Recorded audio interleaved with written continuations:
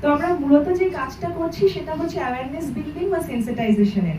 এটা 3টি ধাপে হচ্ছে, স্কুলে বাচ্চাদের জন্য হচ্ছে, টিচার্সদের জন্য হচ্ছে, পেরেন্টসদের জন্য হচ্ছে, এবং তাছাড়া যে আলাদা করে যে আমাদের ইম্পর্টেন্ট স্টেক হোল্ডার্সরা রয়েছেন, সেখানে আশা কর্মীরা রয়েছে, সেখানে অঙ্গনওয়াড়ি রয়েছে, নার্সিং স্টাফরা রয়েছে, এবং আপনারা এখানে সেইটা নিয়ে আমাদের কথা, সেন্সিটাইজ তাদেরকে করা, তাদের অ্যাওয়ারনেস বিল্ডিং করা, যাতে মানসিক স্বাস্থ্য কি, মানসিক স্বাস্থ্য কিন্তু আমাদের স্বাস্থ্যেরই অংশ, এবং আমরা আমাদের শারীরিক স্বাস্থ্য নিয়ে যতটা সচেতন, মানসিক স্বাস্থ্য নিয়ে হয়তো আমরা সেই কথাগুলো হয়তো সবার সামনে খুব অকপটে বলি না বা বলতে চাই না, কারণ আমাদের কোথাও মনে হয় যে আমরা যদি জাজড হই বা আমাদের যদি আমাদেরকে লোকে কি ভাববে, কোথাও একটা স্টিগমার জায়গা, আমাদের কাজ করতে গিয়ে ভীষণভাবে যে জায়গাটা উঠে এসেছে কমিউনিটিতে কাজ করতে গিয়ে, যে স্টিগমাটাইজ ভীষণভাবে কমিউনিটির মানুষজন, তারা হয়তো এই বিষয় নিয়ে তারা বুঝছেন বাড়ির বাচ্চাটির হয়তো কোনো রকম সমস্যা রয়েছে, কিন্তু কোথাও তারা সেটা বুঝেও সেটা নিয়ে কথা বলছেন না, কারণ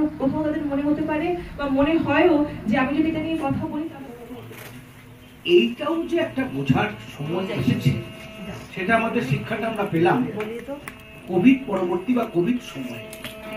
আমরা টেলিফোন কাউন্সিলিং এর মাধ্যমে প্রায় 2500 কেস ডিল করেছি।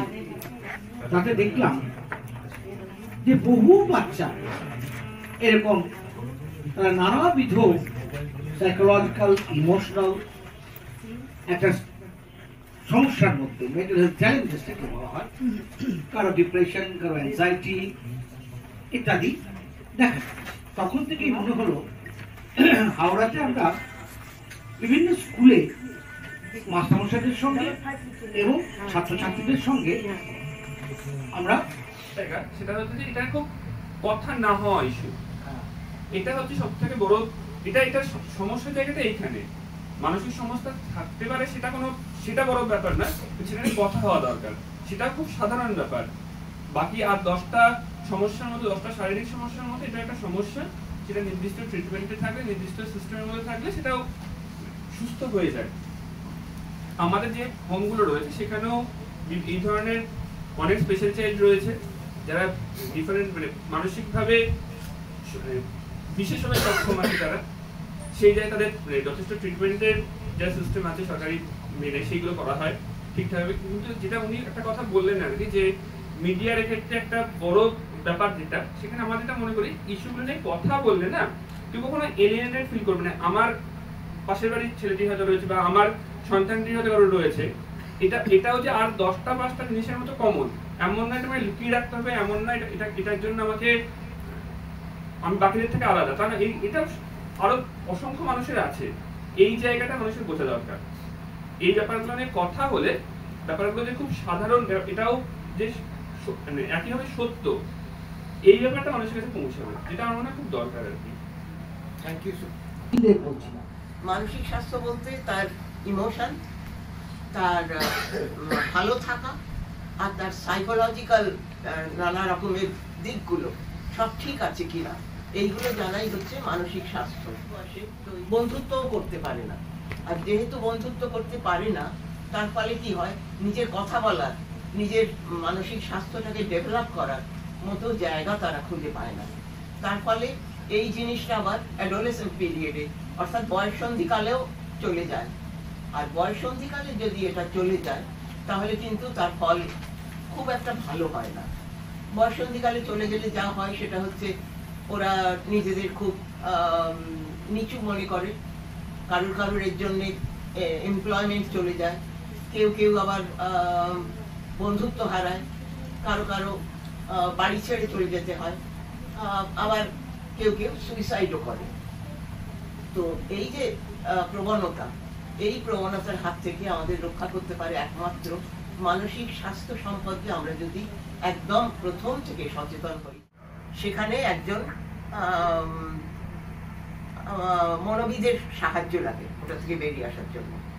তো এই সমস্ত রোগগুলো দেখা যায় বা পূর্ণভাবে তাদের বিকশিত হয়ে যায় অ্যাডোলেসেন্ট পিরিয়ডে।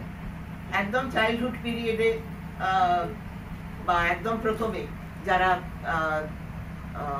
ডিলেড ডেভেলপমেন্ট হয়েছে, সেখানে বাবা মারা জানে না যে ডিলেড ডেভেলপমেন্ট হচ্ছে, ডেভেলপমেন্টটা ঠিক মতো হচ্ছে না, আমরা জিজ্ঞেস করেছি যে ঠিক সময়ে তাদের চলেছে, ঠিক সময়ে দাঁত বেরিয়েছে, ঠিক সময়ে তারা হেঁটেছে, হ্যাঁ সবই ঠিক সময়, কিন্তু আসলে ঠিক সময় হয় না।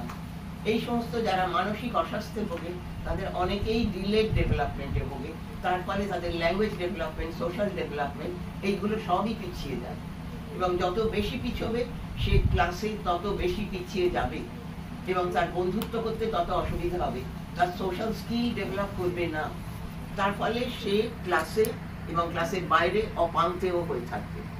তো এইগুলোর হাত থেকে বাঁচাবার জন্যে কোনো মনোবিদের পরামর্শ নেওয়া ভালো, এবং কি করলে তাকে আমরা এর থেকে উদ্ধার করতে পারি।